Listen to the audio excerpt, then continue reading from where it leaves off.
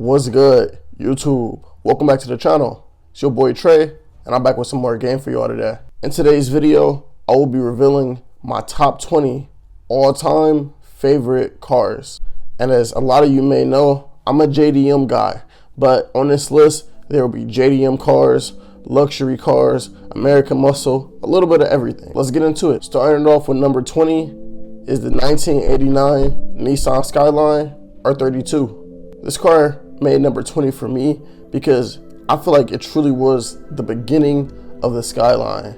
Now, there were cars before this that Nissan put out, but this was really beginning of that iconic Skyline series, and the look of it and the performance was really ahead of its time for a car that came out towards the end of the 80s. But the biggest selling point for me with this car is that it won the Japanese Touring Car Championship 29 times out of the 29 times that it entered. It won first place every single time.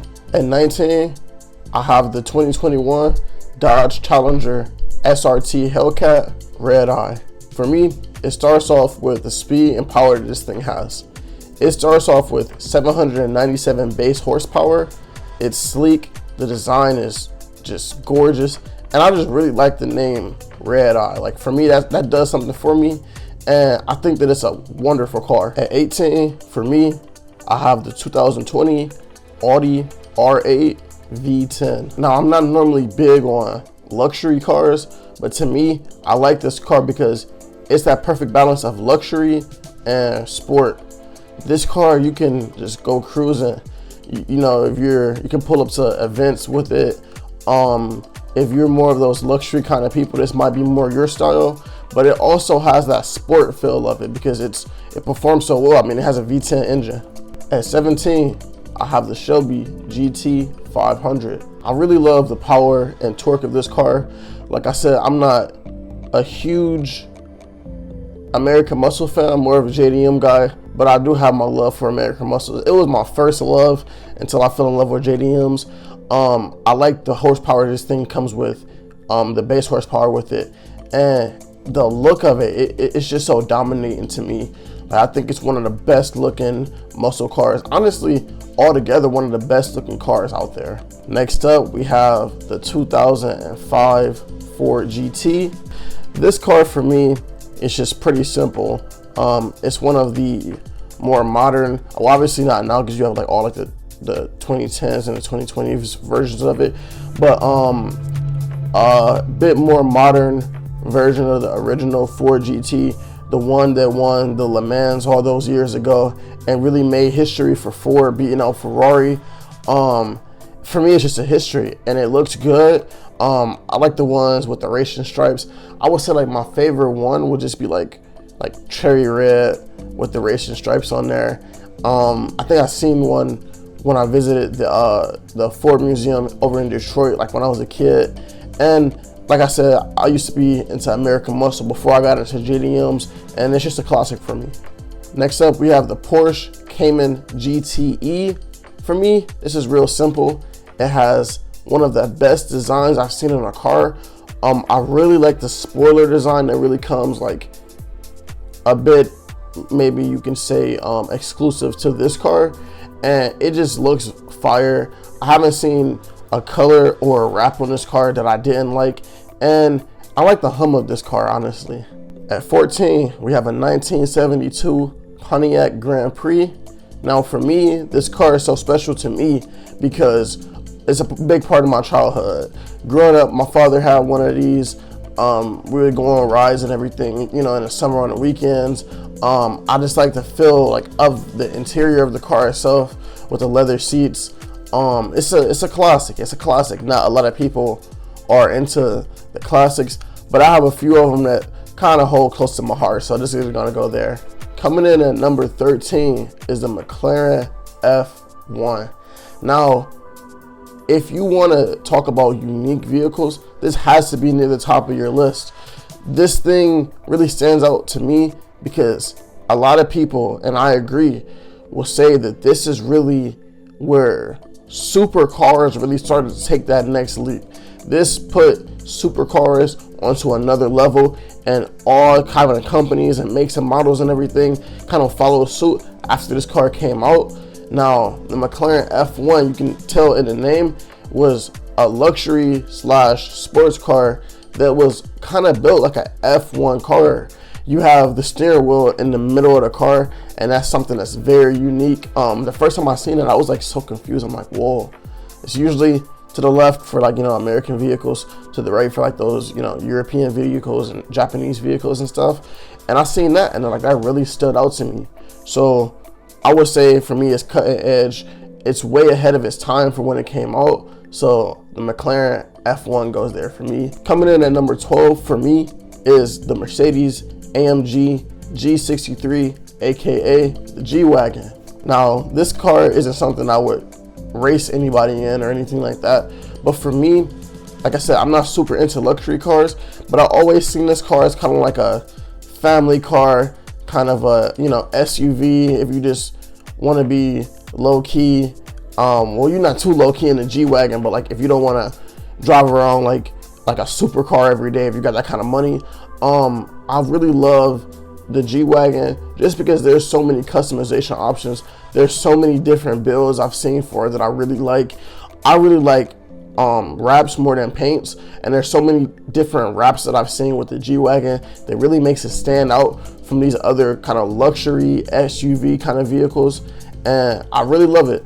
And speaking of luxury slash sports, at number 11 we have the Lamborghini Aventador SVJ.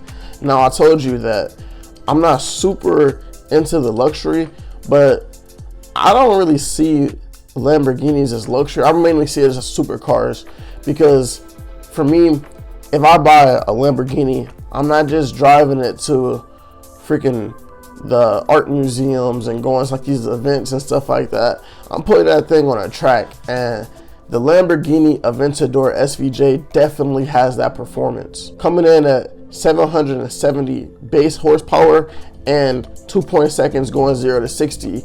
It's definitely one of those things that don't let the brand or don't let the luxury look of the car confuse you. Like, this thing is a monster on the track, and it looks good. It has that craftsmanship. I'm a big thing on craftsmanship, and you can definitely tell that the makers of this car took their time with it. Cracking my top 10 is the Porsche 959 SC. This car is so unique to me. One of my favorite Porsches. I'm not super into all the Porsches, but this is one of my favorite ones. It's a historic vehicle. It's definitely ahead of its time in terms of that look and that performance. And for me, this car is so unique, just like the boxiness of it. It's just one of those really pretty looking cars. I can't tell you too many things about this Porsche performance wise that the newer variants of it don't have, but this has this unique look that I really haven't seen from any other cars. At number 9 is the 2002 Honda NSX Type R. Now, this is one of my all-time favorite cars. Love this car so much. Really got hip to this car within like the last couple of years, honestly. For me, this car is kind of like Honda's Ferrari. The look of it, like when you see this car, if you took that Honda, or depending on which one it is, Honda or Acura logo off of it, you wouldn't think that this car would be a Honda. I would think it was a Ferrari, and that's what type of look it has for me. Then that performance in its time was really good. I really like the flat design of it, kind of like a matte black version of it, what kind of looks like a Batmobile to me. I love the extension towards the back end of it, and then like that natural spoiler that kind of comes off of it is like so cool to me. I first got hip to this car, I think the 4th Fast and the Furious movie, and it wasn't even featured in the movie. It was like right at the end, and I was like, what car is this? And I looked it up. It was a Honda, and like I really fell in love with this car. At number 8, we have the Porsche 918 Spider. When you first take a look at this car, the first thing you have to do is look at the speed. It opens up with around 608 base horsepower, and for me, it's just so sleek. It's one of those things. It's a very shifty car. I really love the posterior design of it. Like that spoiler to me is just like perfect for that car. I really love it, man. It's just one of those things that luxury meets sports car, and it's a really good combination of that. And continuing talking about luxury meeting sports car, at number 7 I have the Lexus LFA. Now this car isn't very common, which is what I like about it, obviously, because it's so expensive. You will be able to get this car for around 340,000 euros or 375,000 USD. That's like basically like opening price for it. With this car, it's the performance, you know. It opens with around 552 base horsepower. The 0 to 60 is around 3.7 seconds base, and it's just one of those things for me. Everything comes together. The performance is nice on it. The overall design of the car is beautiful. It has a very unique wing to me. Like that wing really stands out to me. And if you look up this car and you like just listen to it, it has a very, very unique sound to it. Like that, I wouldn't even say it's a hum. It's really like a whistle. It's really like a whistle, and that really stands out to me. And that's why the Lexus LFA is one of the best cars out there. At number 6, I have the 1988 Pontiac Trans Am, aka the Firebird. The Firebird has a 5-liter V8 engine, and it definitely knows how to use it. It's one of those cars that was kind of ahead of its time for its generation. Nowadays, when you compare it to like the newer American muscle cars, it probably doesn't impress you that much. But back then, like it was one of those more iconic vehicles. It still is iconic, but it performed even better back then. For me, it was tied into like my childhood. My father had a Trans Am. He had the one you could take the top off and we just go around cruising, and that was a big part of my childhood and what got me into cars. Cracking my top 5 is probably my all-time favorite American muscle car. It's the 1967 Camaro SS. It has a water-cooled V8 engine.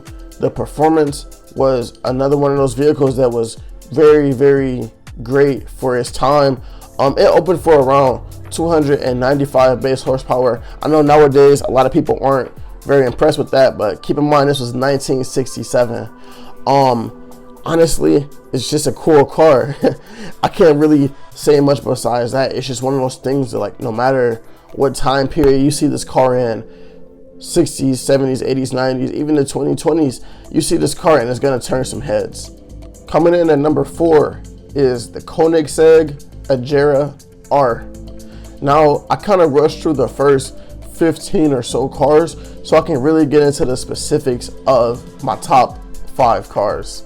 The Agera R comes in a V8 engine, opens with about 947 base horsepower. It can go 0 to 60 in 2.9 seconds. For me, this car is iconic. The design, the sound of this car, everything, even the car key of this car is just beautiful. It's a masterpiece to me. One of the greatest craftsmanship jobs I've ever seen in any vehicle. It's perfect to me, honestly. But perfection costs. It opens with about 875,000 euros or 2.5 million US dollars, but it's worth every penny.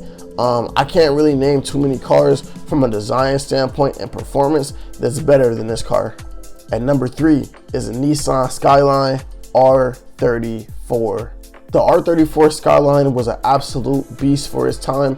It opens with a 2.6 liter turbocharged RB28 engine, and it can start off with about 0 to 60 going about 4.8 seconds, but after modifications, everything, this is really one of the fastest JDM cars ever. It's just iconic to me. For me, Paul Walker made it iconic. Everybody, when they think about the R34 Skyline, they think about the silver and blue car in the beginning of Too Fast, Too Furious. But for me, I really fell in love with this car with the 4th Fast and the Furious movie. With that blue, it's just iconic to me. It's one of those cars that has a spoiler that's perfect for the car. It's just iconic, man.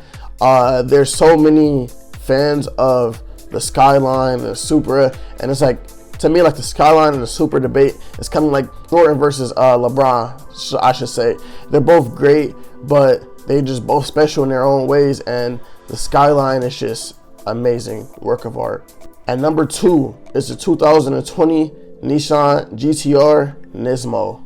It has a 3.8 liter V6 engine, has 600 base horsepower, and can go 0 to 60 in about 3.6 seconds. The reason that this car is number 2 for me is because it's really my modern dream car. You give me about $5 million and one of the first things I'm buying is this car. For me, this car is really a work of art for me because it is, at this time, and still is, one of the best vehicles in the world performance-wise. It's from the great Nissan factory, and everything about it pretty much follows suit from what you get from the Skylines. It definitely is that next step up from the Skyline R34, and to me, it's just a work of art. Originally, when I wrote out this list, I just had the GTR down, and I was like, you know what? I'm gonna go Nismo, because it's really that next step up, like performance-wise, and even with the look, you can tell the difference between a regular GTR. Not that anything about a GTR is regular, but between the difference between the GTR and the Nismo.